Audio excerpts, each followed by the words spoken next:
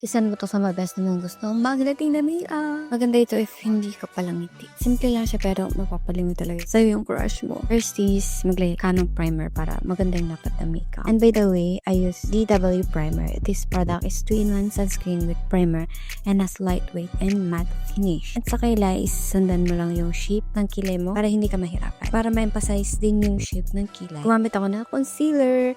I use BYS concealer dito. After that, lapatan mo lang na foundation for smoother look. Panakit na rin sa mga breakout. Ito pala yung secret ko kung bakit maganda ang pagkakagawa ng eyeliner. I'm using Sketch Tape. Bago ka maglagay ng eyelashes, curl ka muna sa natural na pilit mata mo. O diba, straight na straight ang eyeliner kabog.